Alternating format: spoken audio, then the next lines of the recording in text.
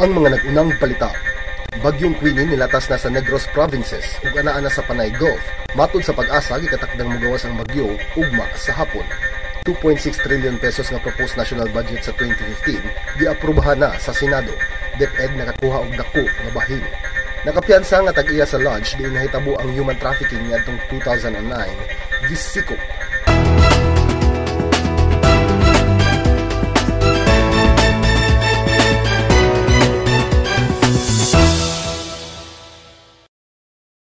Maayong subog sa mga nagsunod ning among pagsidya Huwebes karon Nobyembre 27 tuig 2014.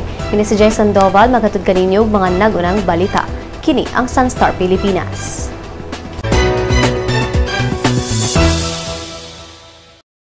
Pag-asa ni butyag nga nilabang na ang bagyong Queenie sa Negros Provinces ug anaa na sa Panay Gulf base sa weather bulletin niini kaganinang alas 10:30 sa buntag. Kauban nato karon si Al Kiblat gikan sa Pag-asa Mactan. Sir Kiblat, unsa nay update sa bagyo? Itong severe weather bulletin number 6 may tungod sa tropical depression nga si Queenie.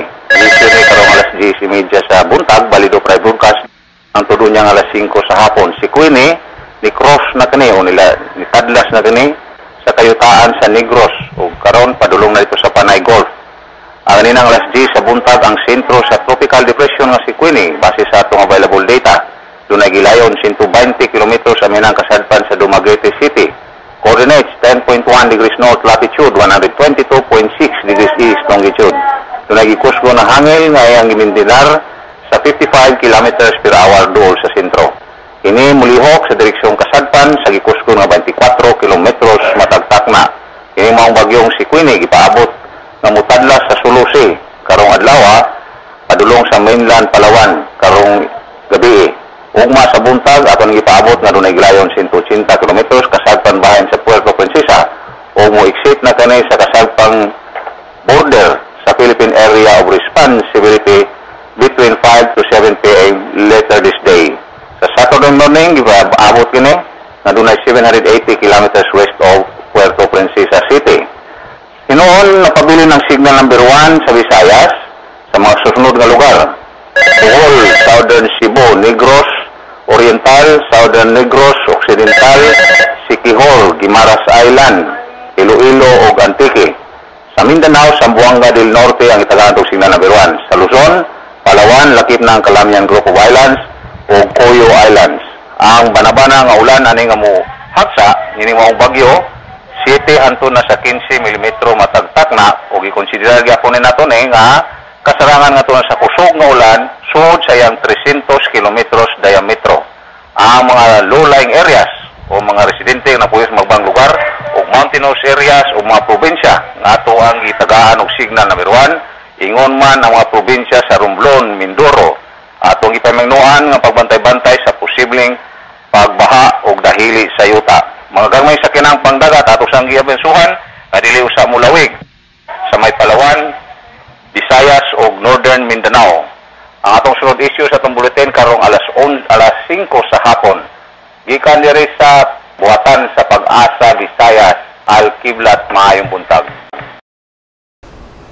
Daghang salamat Sir Al Kiblat gikan sa Pag-asa Mactan.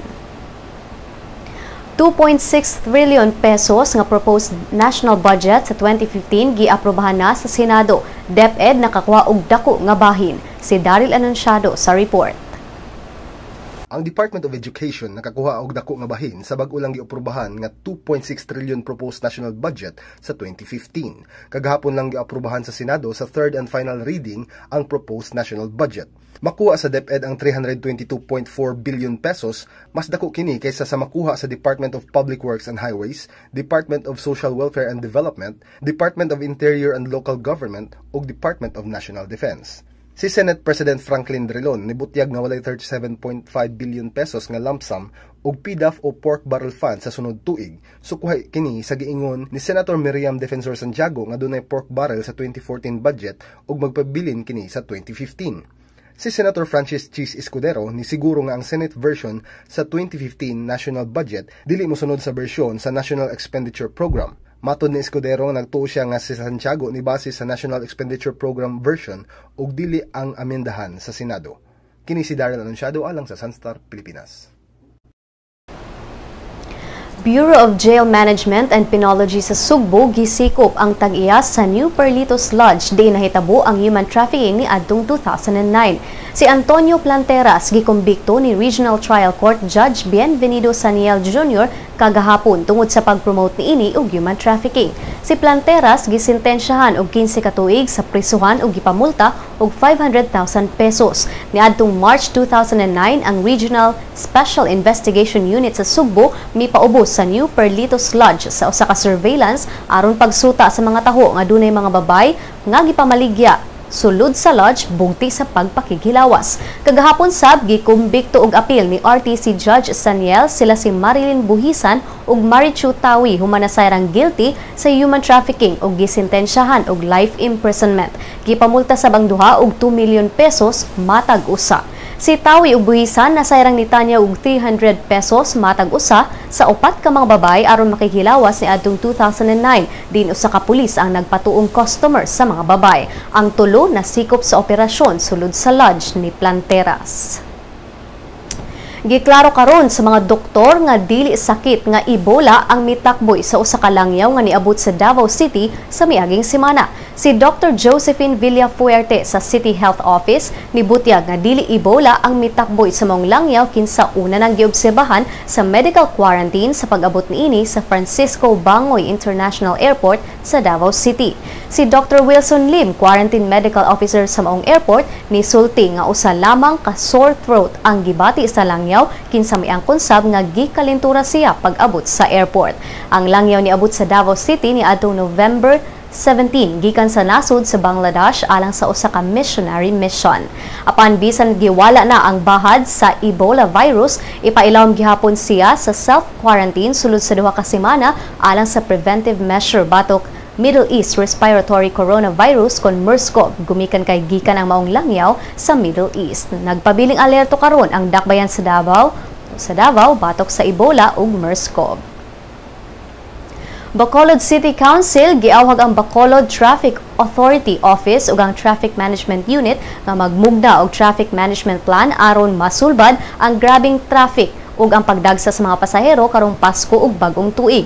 Sa usa ka resolusyon ni Konsehal Sonia Verdeflor, ang Bacolod City Council nibutyag nga ang syudad nakasinati na o pagdagsa sa mga tao sa Negros Occidental alang sa preparasyon sa Yuletide season ug matag rush hours, grabing traffic ang masinati sa mga dagkong daan.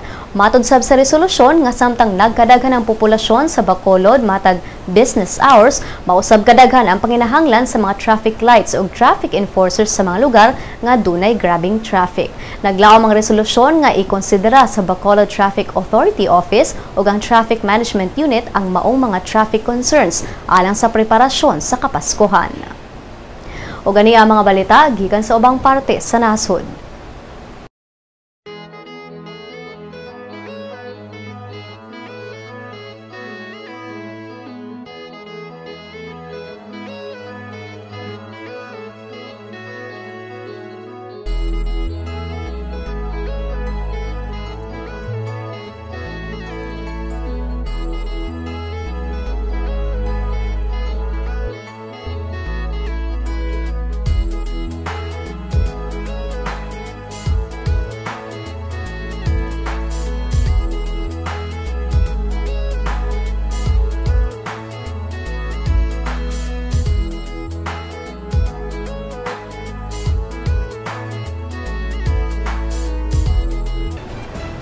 Sa atong pagbalik ang balitang showbiz.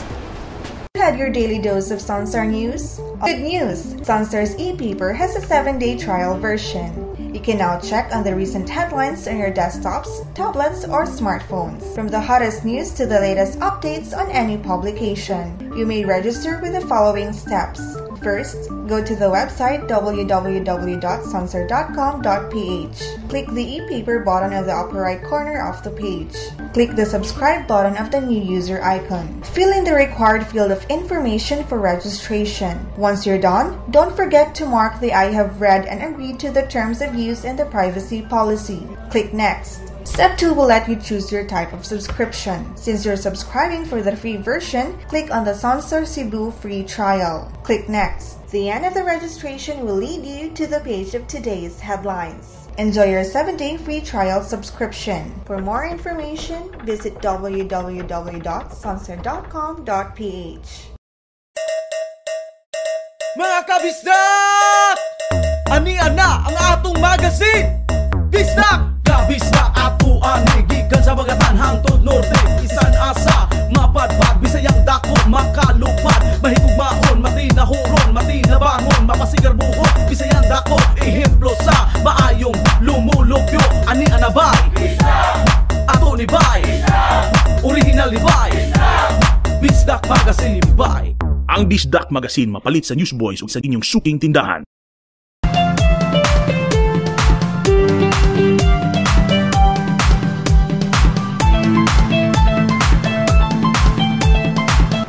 Megan Aguilar misalmot sa panawagan sa Gabriela. Jose Manalo nibutyag nga dili tinuod ang mga taho nga namatay siya. Siganan agravante sa Showbiz Chika.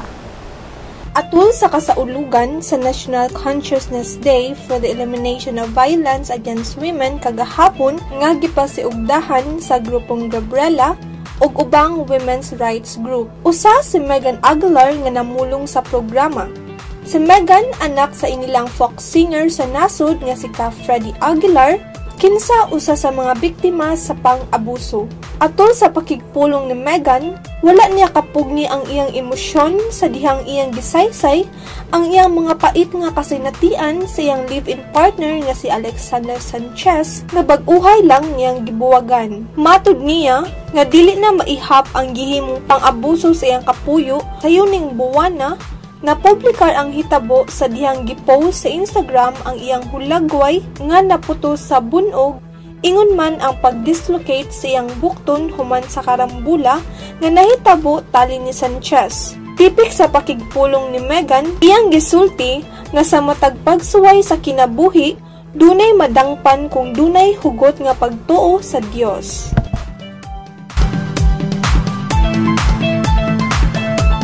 Nagkatawa lang ang Itbulaga co-host nga si Jose Manalo sa nanggawas nga taho nga matud pa namatay siya ni adtong miaging adlaw gumikan sa heart attack. Matud pa sa komedyante atol sa live program sa EB niya adtong November 25 nga daghang mga paryente ang nanawag niya ug tungod niini iyang giklaro nga dili tinuod ang mga taho. Sa sayo pa, adunay nagpahibawo pinaagi sa Facebook nga namatay ang aktor-comedian gumikan sa atake sa kasing-kasing ug giingong aduna pay sakop sa kabanayng Manalo ang mi-confirmer sa maong balita. Gumikan niini nang hilak ang mga Itbulaga co-host ug staff sa maong taho apan napalaw sa dihang nasuta nga walay kamatuoran ang maong balita. Kini si Ganan Agravante alang sa Showbiz Chika. Alang sa uban pang Showbiz Chika, bisitaha ang celebrity.sunstar.com.ph. I-follow po sa Twitter @SunstarShowbiz. Sa Lotto results, wala pa'y nakadaog sa mga premyo sa Grand Lotto o sa Mega Lotto sa mga bula kagabi. Bulahon unya ang 649 Super Lotto o 642 Lotto. Ani ang balor sa dolyar gikan sa Bangko Sentral ng Pilipinas. Musunod ang kapalaran gikan sa Sunstar Super Balita.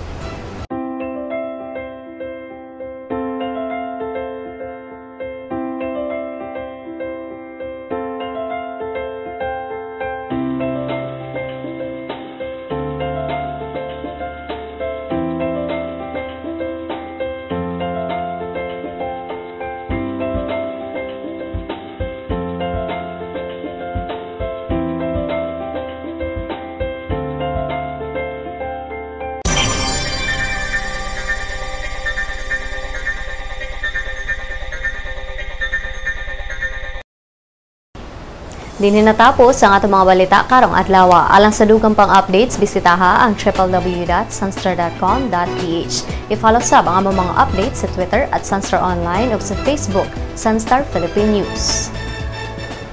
Kini si Jay Sandoval o kini ang Sunstar Pilipinas.